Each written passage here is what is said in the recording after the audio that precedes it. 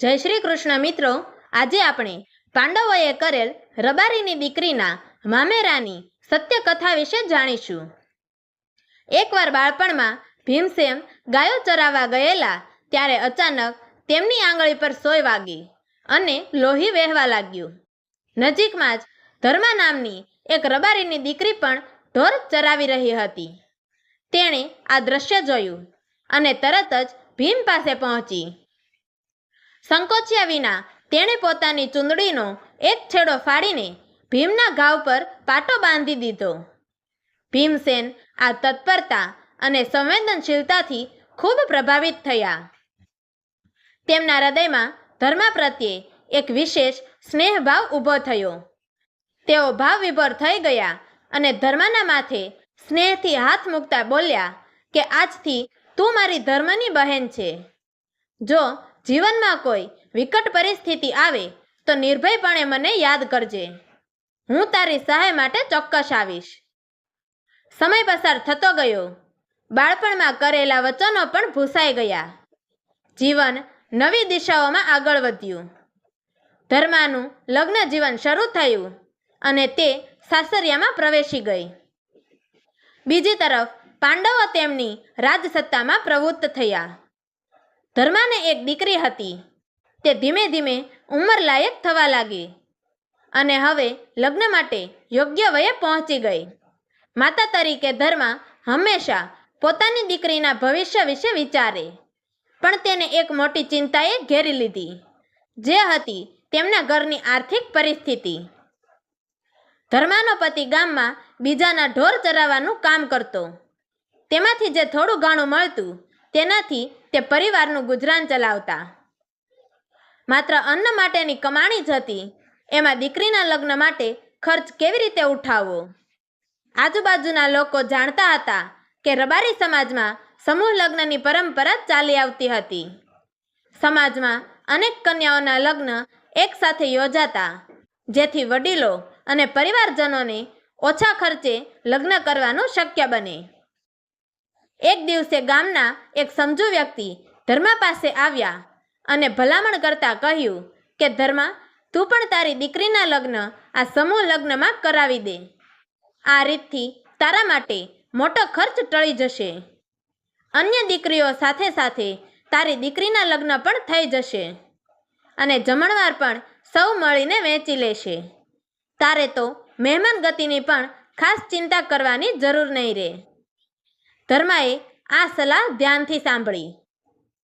વિચાર્યું તો ખરેખર એના માટે આ શ્રેષ્ઠ ઉપાય હતો. મોહળા મંડાય ત્યાં દીકરીના લગ્ન સંપન્ન થાય અને મોટા ખર્ચની ઝંઝટમાં પણ ન પડવું પડે. આખરે સહજ વિચારથી અને સમાજની સાથે ચાલવું એ જ યોગ્ય ગણાયું. આમ ધર્માએ અંતે નિર્ણય લીધો અને સમાજના મોટા સમૂહ લગ્નમાં દીકરીના લગ્ન લખાવી દીધા. આ સમયગાળામાં મામેરાને વિશેષ મહત્વ આપવામાં આવતું. દીકરીના લગ્ન પ્રસંગે પિયર તરફથી મામેરું લાવવામાં આવતું અને તે એક મોટું માન સન્માન ગણાતું. તે સમયના રિવાજ મુજબ વિદ્વાન બ્રાહ્મણો કંકોત્રી લઈને દીકરીના મામેરા માટે તેમના પિયરમાં જવાનું ધર્મ કાર્ય માનતા. જેમ જેમ ગામમાં સમૂહ લગ્ન માટે તૈયારીઓ શરૂ થઈ, બ્રાહ્મણો મામેરાની કંકોત્રી લઈને દીકરીઓના પિયર તરફ નીકળી પડ્યા.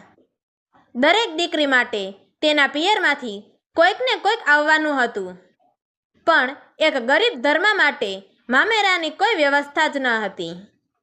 ગામમાં જ એક ગરીબ બ્રાહ્મણ રહેતા હતા. તેઓ હંમેશા સમાજમાં જે અવલંબિત અને અવગણના પામેલા હોય તેમની ખબર રાખતા. એક દિવસે તેમણે ધર્માની પરિસ્થિતિ અંગે જાણ કરી. ગામના પછવાડે એક તૂટેલી ઝૂંપડીમાં રહેતી ધર્મા માટે કોઈ મામેરું લાવનાર નથી એ જાણતા જ તે બ્રાહ્મણ તેના ઘેર પહોંચ્યા. ધર્માનું મોઢું ઉત્સાહ રહિત અને દુઃખ ભરેલું હતું.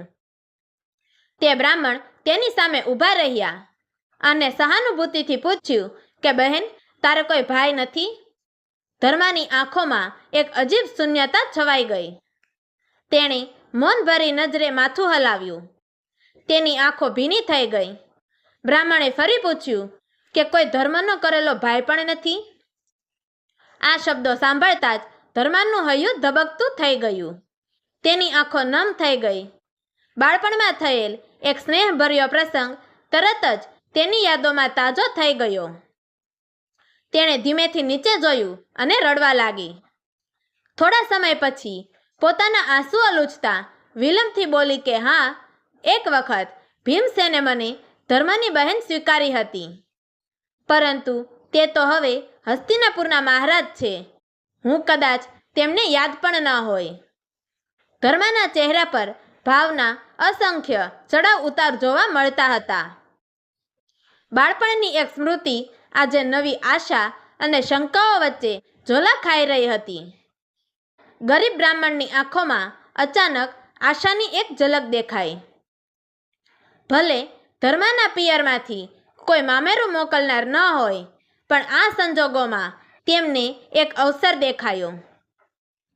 મામેરું લાવવાનું થાય કે ન થાય, પણ ધર્મ કાર્ય માટે દક્ષિણા તો જરૂરથી મળશે એ વિચારથી તેમના મનમાં એક નિશ્ચિતતા આવી. તેમણે રાહ ન જોતા તરત જ ધર્મના મામેરાની કંકોત્રી ઉઠાવી અને હસ્તિનાપુર તરફ પંથ કાપવા નીકળી પડ્યા. હસ્તિનાપુરના દરવાજા આગળ આવી શાહી મહેલ તરફ આગળ વધ્યા. રાજકીય દરબારમાં પ્રવેશવાની મંજૂરી મેળવ્યા બાદ તેઓ સીધા મહારાજ ભીમસેન સુધી પહોંચ્યા. ભીમસેન પાસે જઈ તેમણે વિનમ્રતા ભાવે કંકોત્રી ખોલી અને તેમના સમક્ષ રજૂ કરી કે મહારાજ, ધર્મા નામની એક ગરીબ રબારી બહેન છે. તેની દીકરીના લગ્ન છે, પણ કોઈ ભાઈ કે પિયરેથી તેની સંભાળના કરનાર નથી. બાળપણમાં આપના દ્વારા કરાયેલ એક વચન તેને આજે યાદ આવી ગયું છે. આ શબ્દો સાંભળતા જ ભીમસેન મૂંઝાઈ ગયા. કંકોત્રીને હાથમાં લઈ તેની અંદર લખેલા શબ્દો વાંચ્યા અને તરત જ બાળપણનો સંસ્મરણ તેમને તાજું થઈ ગયું.